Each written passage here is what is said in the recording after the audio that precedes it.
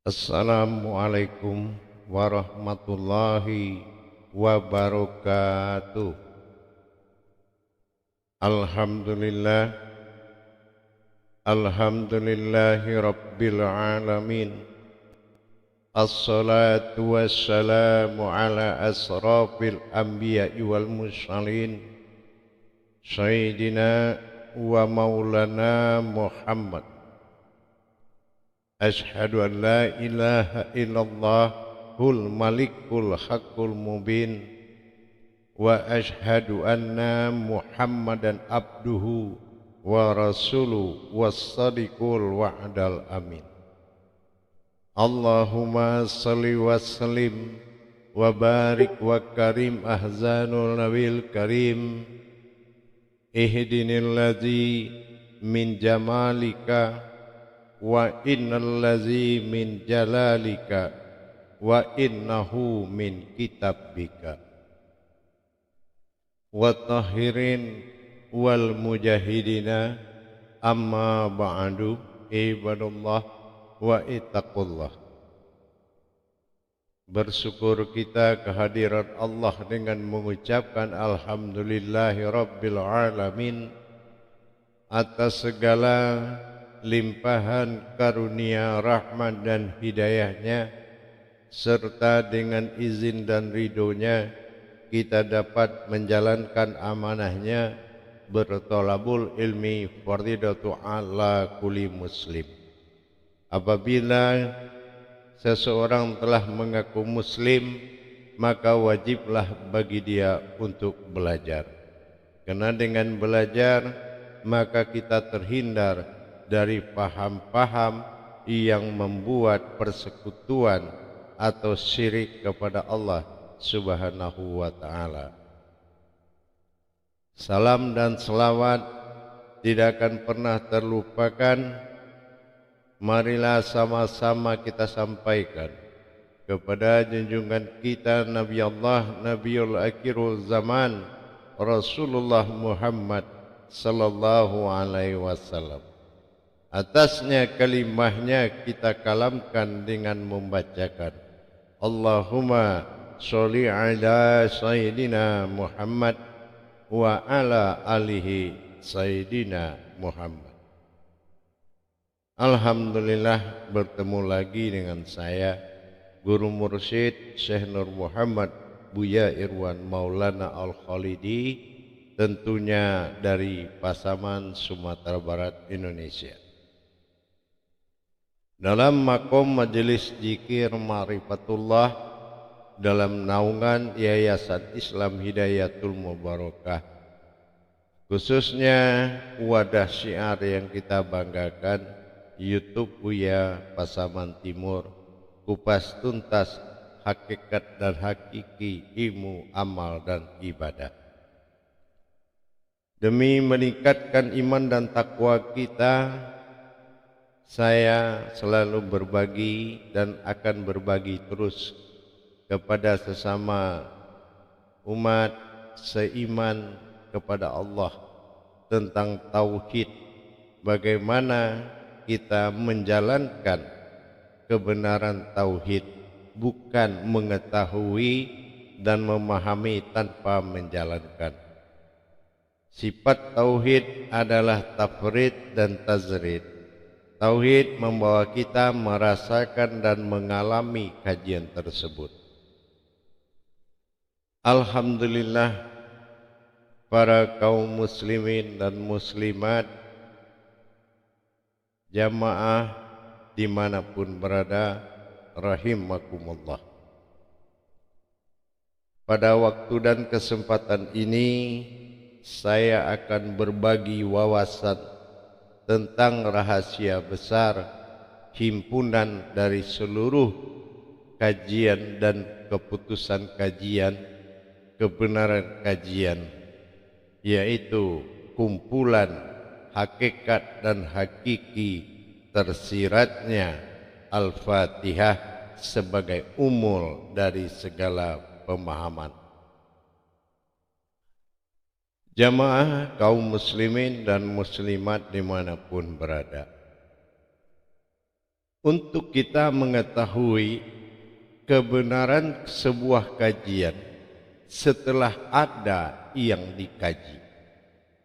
Kalau kita belum menemukan kodrat kajian yang sebenarnya, maka belumlah dikatakan seseorang itu mentadabur kaji, mentajazus kaji. Kalau kodrat himpunan keseluruhan kaji itu tidak dialami atau tidak didapati dari awal. Sebagaimana kita dalam himpunan, apa yang dikata himpunan? Himpunan itu adalah berdiri pada satu titik awal mula jadi. Itulah awal kajian. Kalau awal kajian ini tidak kita dapati dari mana jatuhnya kodrat keumatan, dari mana datangnya kodrat ketuhanan, asal dan usul dari yang kita kaji, maka kita akan memperjalankan suatu pemahaman yang tidak memiliki kodrat kajian tersebut. Adapun kebenaran dari sebuah kaji, selama ini semua mungkin mengetahui. Himpunan yang dikatakan himpunan, dalam Al-Quran kita lihat himpunan apa? 6.666 terhimpun kepada 114 surat. 114 surat terhimpun kepada 30 juz. 30 juz terhimpun kepada Al-Fatihah. Al-Fatihah terhimpun kepada Bismillah. Bismillah terhimpun kepada Alif. Alif terhimpun kepada Ba. Ba terhimpun kepada titik. Titik awal mula jadi. Nah, inilah yang akan menjadi pokok bahasan. Mana yang dikatakan titik awal mula jadi? Baik, di sini kita akan melihat ada dua titik yang menjadi awal mula jadi. Pertama, titik yang kita lihat pada ejaan huruf ba. Titik yang terlihat di bawah huruf ba, hijaiyah ba, itu titik yang terlihat. Ba adalah barak atau pembatas. Batasan dari mana barak bakah barak, yaitu dari titik yang tidak terlihat di dalam huruf ba. Inilah yang menjadi titik awal mula jadi. Kemana arah daripada titik awal mula jadi? Nah, kita akan lihat, yaitu titik pertama pada huruf ba yang terlihat. Titik huruf ba yang terlihat awal mula jadi, ini awal ini mula jadi ini ada dua. Perjalanan ada dua. Yang pertama disebut dengan perjalanan bilah. Dan titik yang tidak terlihat ini dinamakan perjalanan tersirat atau milah. Di mana kita melihat potensi bilah. Bilah ini adalah salah satu titik dalam humul alam yang sifatnya basmalah. Ini disebut dengan ba atau basmalah. Sementara titik yang tidak terlihat ini adalah tersirat dari sifat bismillah, yaitu milah, alif nafsu natijah yang tidak terlihat. Ini alif yang hilang di dalam bismillah. Dengan demikian kita menemukan dua bismillah. Nah, ini yang dihimpun di dalam himpunan kodrat wujud dari ma'ul hayat yang disebut Al-Fatihah. Al-Fatihah adalah salah satu tajali dua bilah dan milah. Ini yang dikatakan kodrat yang jatuh kepada sifat. Hakiki dari sifat dan hakikat dari sifat. Hakikat dari sifat ini disebut dengan Fatihatun Nasun. Nah, hakiki dari sifat disebut dengan tilah. Dengan demikian kita melihat dua kodrat yang bertajali di dalam himpunan umul hayat, yaitu Al-Fatihah. Kita memahami Al-Fatihah adalah himpunan sifat yang berjumlah 7 ayat, tapi tidak dimulai dengan kodrat bismillah, tetapi bismillah adalah sebagai ayat, bukan sebagai uluhiyah ayat atau imam. Kenapa dia tidak dipimpin oleh imamnya? Karena Al-Fatihah adalah sifat yang sama dengan bismillah. Apa yang dikatakan dengan sama dengan bismillah? Kalau bismillah itu memiliki 19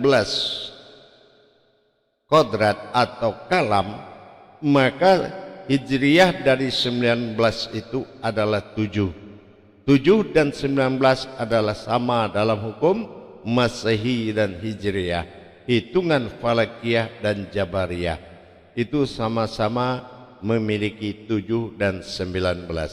Maka hakiki dari bismillah tidak akan terlihat sebagai uluhiyah, tetapi ada. Dengan demikian kita melihat satu persatu mana tajalli billah pada Al-Fatihah atau titik pada terlihat. Tajalli titik pada terlihat dalam bismillah disebut dengan billah, yaitu bi alaihim. Ini yang dikatakan tajalli sifat. Sementara yang bersifat di situ adalah Allah dalam ketuhanannya, disebut dengan billah. Dikatakan dalam ayat bi alaihim. Bismillah ini dia akan menyatu dengan basmalah di dalam Al-Fatihah karena akan terhimpun. Maka dia akan menyatu. Nah, bagaimana dia menyatu akan kita kupas. Pertama kita lihat dalam kodrat basmalah, yaitu titik yang nyata di bawah ba. Ini tajalli Al-Fatihahnya akan kita lihat sebagai Fatihatun Nasun, gabungan dari dua bismillah disebut Fatihatun Nasun, tilah dan filah. Kodrat dari billah adalah perjalanan batin sirnya Allah, disebut dengan billah.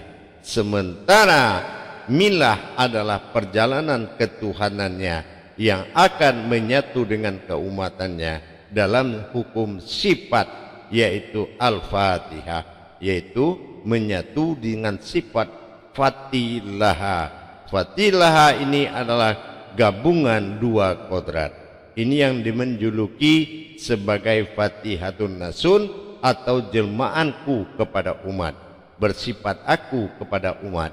Ini yang dinamakan sifat hulul, kehadiranku dan ketulusan dan keinginanku, keikhlasanku untuk berdiam pada kodrat umat. Ini yang pertama disebut dengan billah. Nah, billah ini adalah titik yang ada, dikatakan nur ilahi yang bersembunyi di dalam markubah batin jantungnya seorang manusia. Dan ini akan disebut dengan perjalanan positif atau zat batin daripada zat atau fizzat. Ini bersembunyi di dalam batin nul batin, ada di dalam batin sendiri. Di sini akan menuju 7 perjalanan.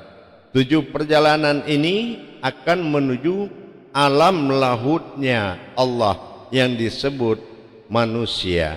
Manusia adalah sesuatu yang berdiri, alam yang berada di antara dua alam. Maka ini dinamakan askor, titik temu bismillah dan basmalah yang akan menyatu di dalam Al-Fatihah. Apabila kita memahami bagaimana kita mendirikan titik kasroh yang terlihat, yaitu titik B, kasroh yang terlihat di dalam zatnya Allah, maka 7 perjalanan ini akan membuat ketunggalan ahad yang akan nyata diperlihatkan, dan ini akan positif, tidak ada yang ada melainkan yang ada. 7 perjalanan Bismillahirrahmanirrahim. Maka di sini potensi bab yang dikatakan titik wujud yang terlihat, maka dia akan bertajali kepada Rahman dan Rahim, bertajali kepada tubuh dan insan diri. Nah ini Ar-Rahmanir-Rahim, dia Alhamdulillahirabbil alamin, dia nyata menguasai sewujud diri, dan ini adalah positif daripada zat itu sendiri, fizzat. Nah, bagaimana dia berwujud Ar-Rahman pada Rahim berwujud diri, maka disinilah terhimpun suatu kebangkitan tajalinya di dalam sifat kerajaan, yang mana sifat Rabb dibawa oleh Maliki Yaumiddin tersebut. Pada potensi iyyaka na'budu wa iyyaka nasta'in, pada titik kasroh terlihat, maka dia dijuluki rahmatan fil alamin, Rabbil alamin, puja dan puji sekalian alam, menjadi khalifatullah di muka bumi. Ini yang dikatakan penglihatan Ar-Rahmanir Rahim. Dia memperlihatkan wujud sendiri dan wujud keumatan diri, yaitu diri yang rahim. Diri yang rahim bersifat pengasih dan penyayangnya terhadap sekalian alam. Disinilah penyembahan Rabbnya berdiri dengan iyyaka na'budu wa iyyaka nasta'innya, dan bagaimana dia memperlihatkan sebuah wujud sifat bagi Tuhan, yaitu yang memperlihatkan sifat itu kepada sekalian alam, dan dia adalah menamai dirinya dengan aku. Ini yang dikatakan satu sifat perjalanan. Sifat kedua di dalam perjalanan yaitu pada titik yang tidak terlihat. Ini dikatakan alif tersirat atau natijah. Bagaimana dia muncul sebagai kodrat Tuhan yang berwujud sebuah diri. Inilah yang akan menjadi ta'alaihim. Sementara alif yang menyatakan sifat tersirat bagi diri disebut ta'alaihim. Siapa ta'alaihim? Ta'ala adalah Tuhan yang berwujud sebagai diri. Dan inilah yang akan menyatu dengan bi'alaihim sebagai batin yang bergejolak, batin yang mewujud, dan itu dah dinamakan dengan aku. Kesimpulan dari perjalanan dua titik yang menjadi asal dan usul, tajali tersirat dan tersuratnya. Tajali ini menyatakan dua batin menjadi satu, batin bilah dan batin milah. Perjalanan milah bagi tersiratnya titik yang ada di dalam ba, dan yang tersuratnya wujud zahirnya. Bagaimana basmalah dia menjadi sebuah kodrat zahir dan memperlihatkan pada zatnya, dan bagaimana nasun natijah, alif natijah menyatakan adanya yang diperlihatkan oleh zat, sebuah sifat yang bertajali. Maka disinilah terjadilah kata-kata aku yang terlihat dalam kata wujud sir natijah disebut amin. Kata-kata amin adalah alif kasroh a yang terlihat, min adalah aku, maka terlihatlah aku, nyatalah aku. Ini yang dikatakan himpunan dari dua bismillah. Satu bismillah dalam alif natijah sir, yang kedua adalah bismillah basmalah pada titik wujud sir nyata yang alif kasroh a. Min jatuh pada alif nasun natijah, yaitu titik di dalam ba tak terlihat, dan alif adalah kasroh a, adalah alif titik ba yang nyata di bawah ba. Ini yang menyatu menjadi amin. Maka Al-Fatihah adalah himpunan. Bagaimana kita bisa membuat suatu perjalanan, maka apabila kita melaksanakan hajat di dalam hukum Al-Fatihah seperti waruhi ila arwahi ala hadrati, maka antara bilah dan milah harus terjadi mukasyafah. Bagaimana mukasyafahnya? Bilah berhadapan kepada milah, maka di sini yang dikatakan ta'alaihim, bermukasyafah dengan bi'alaihim. Inilah perjalanan yang harus dinyatakan pertemuan bagi seseorang yang menjalankan hajat melalui Al-Fatihah.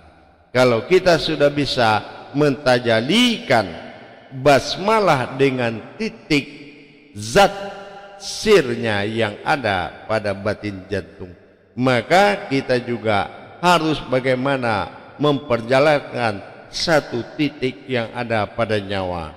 Antara titik pada nyawa ilah dan titik pada jantung billah, bagaimana mempertemukan dalam ma'ani titik ketiga, maka disinilah pertemuan hajat yang dijadikan satu keputusan mutlak oleh sifat dan kodratnya Allah Subhanahu wa ta'ala. Jamaah para hadirin dan hadirat rahimakumullah, di dalam perjalanan kodrat Al-Fatihah, yaitu dengan titik awal mula jadi, yaitu 2 titik rahasia titik pada ba atau di bawah ba, yaitu memperjalankan tajalli sir hayat yang ada, alif natijah yang ada di dalam ba tersebut. Kalau kita sudah bisa bagaimana memperjalankan yang di dalam ba dengan potensi milah dengan Al-Fatihah, dan yang di bawah ba dengan basmalah melalui Al-Fatihah, maka bismillah dan basmalah, yaitu bilah dan milah, akan menyatu di dalam amin. Dan amin adalah sesuatu yang dimudahkan apabila seseorang mempertemukan 2 kodrat tersebut, maka dikatakan aku bersifat pada sifatku, maka disitulah keriduannya. Barang siapa yang mempertemukan, maka dia akan kabulkan permintaan seseorang atau sebuah kaum. Dengan demikian, bagaimana cara kita mentajalikan keberadaan 2 titik tersebut yang dikatakan titik bilah dan titik milah, maka disitulah titik temu yang disebut dengan aku. Amin. Dengan demikian kita sudah mulai mendapatkan rahasia terkuat, bagaimana kita menghimpunkan semua pada diri sehingga diri menjadi uluhiyah dari semesta alam, baik daripada apa yang di langit, apa yang di bumi, dan apa yang ada di antara keduanya. Maka disinilah titik temu tajalli sifat. Disinilah kita memahami apa sebetulnya tajalli sifat itu. Bersifatnya aku dalam masa ketuhanan dan bertingkahnya aku dalam masa keumatan. Bi alaihim dan ta'alaihim menjadi amin, tajalli 2 bismillah basmalah. Jadi bagaimana kita bisa mengamalkan basmalah mencapai titik kesempurnaan zat yang akan memperlihatkan aku, dan bagaimana memperjalankan bismillah tajalli Tuhan yang akan berwujud kepada aku, maka menyatulah aku dengan nyata, terlihatlah aku dengan nyata. Aku dalam hakiki disebut min, dan hakikat aku adalah alif kasroh a. Ini yang dinamakan amin. Dengan demikian kita sudah bisa memperjalankan hakikat dan hakiki Al-Fatihah, tentunya dengan mengetahui yaitu usul dan asal keberadaan perjalanan tajalli umat dan tajalli ketuhanan dalam satu kodrat disebut dengan Fatihatun Nasun. Jadi kalau kita sudah bisa mendirikan Fatihatun Nasun, berarti kita sudah mendirikan diri sifat. Jadi kalau kita bagaimana kita membacakan diri kita Al-Fatihah, berarti kita harus memiliki pengetahuan tajalli sifatnya.